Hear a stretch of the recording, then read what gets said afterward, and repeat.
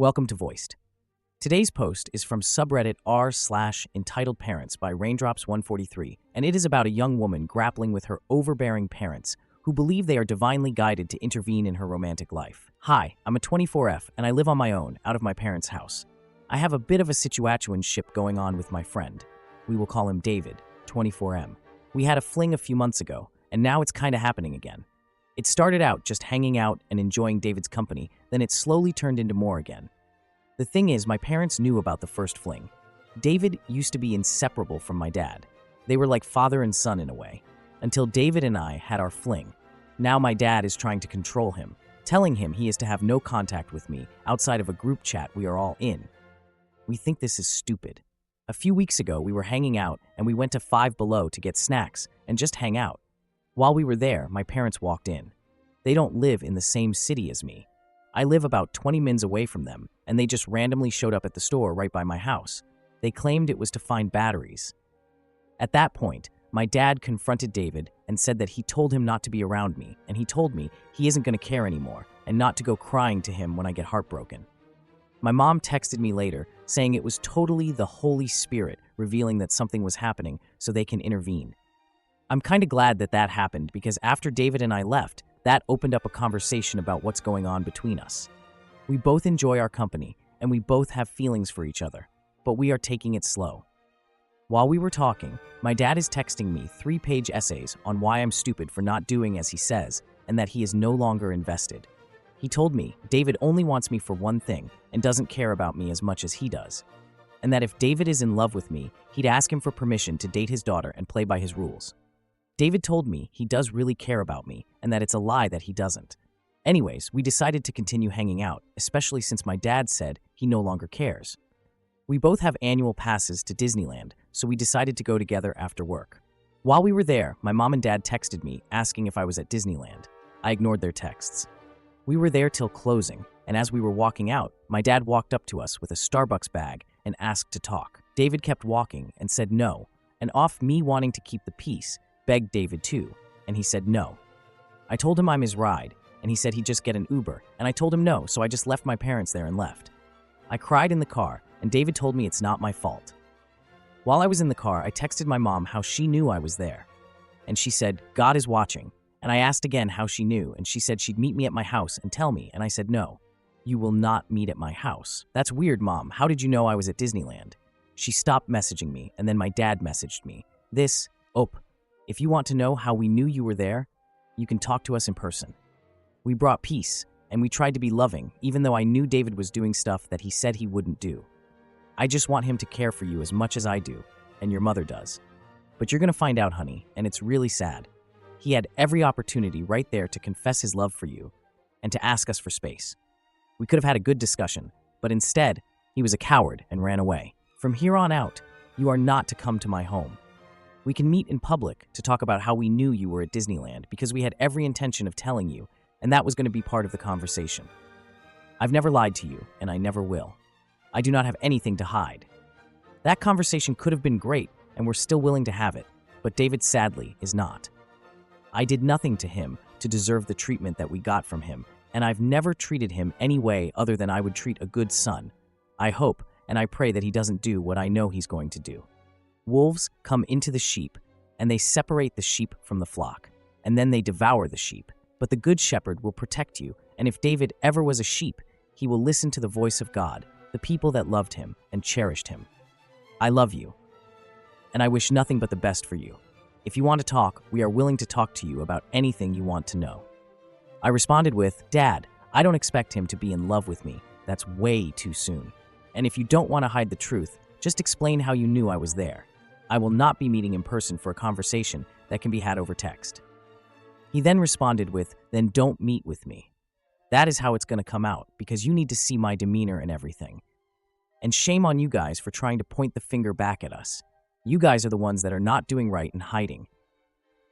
Literally every box that was checked for you to like David was erased by David. All the things that you liked about him are now gone, and it was by David's own hand. From now on, do whatever you want. I'm cutting this pain off. I mean it. Don't come by my house because we will not be able to support your drama any longer. You're going to have to learn the hard way again. The only difference is Now your mother and I are numb and we don't feel anything. God will show the truth, but I wanted to make sure you weren't hurt in the process. I don't care if I don't meet with them or not. I can't handle the helicopter parenting anymore. And I feel that anytime I have ever brought a boy around, my dad has to place himself in the middle, forcing the guy out. The guys that have been okay with it in the past end up not working out because of my fear that if my dad can control him, now my whole future will still be controlled by him. If I don't do it their way, then I'm doing wrong. I really like David, and he likes me. I'm 24 years old, and for once, I have a guy that doesn't run away from me because of my crazily super involved parents. I don't know what to do. What I'm concerned about is how my parents followed me there and why. I just don't know what to do. Any advice is greatly appreciated. Thank you for reading as much as you did, and please, any suggestions would help because I feel alone right now. Edit. Thank you everyone who gave advice and suggestions.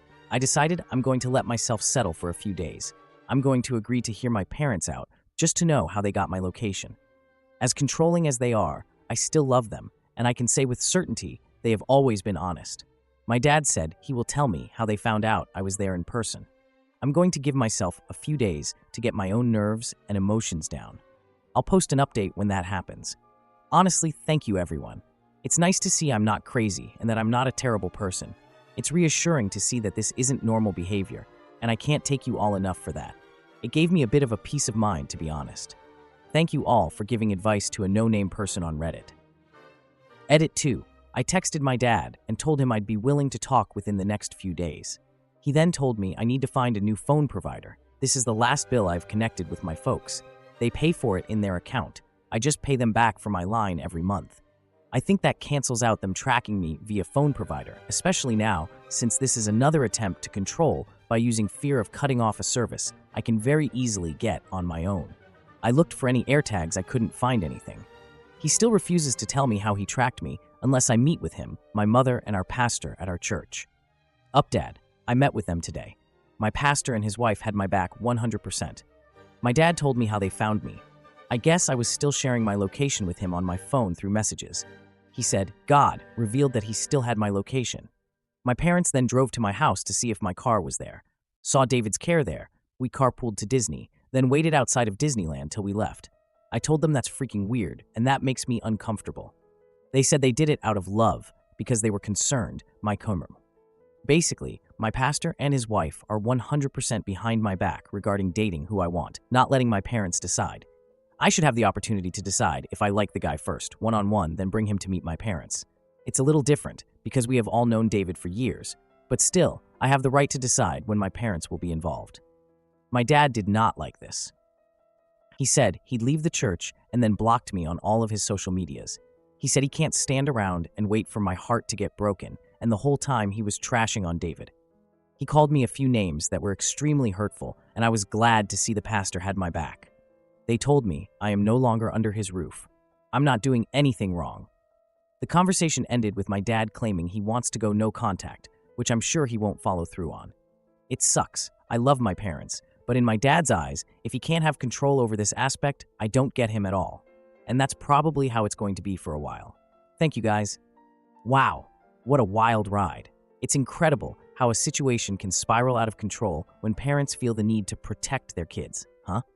This whole saga brings up some major red flags about boundaries and trust. It's tough to balance love for your parents with the need for independence, especially at 24. You're totally right to want to carve out your own path in relationships without that kind of pressure hovering over you. A huge shout out to the pastor for having your back. In a world where parents think they're the ultimate authority, it's refreshing to see supportive figures reminding you that you deserve the freedom to navigate your love life. So, folks, what do you think? Is it fair for parents to act this way in the name of love and God? Let's hear your thoughts in the comments. Thank you for listening to today's episode of Voiced. If you enjoyed daily high-quality stories, please like and subscribe to show your support.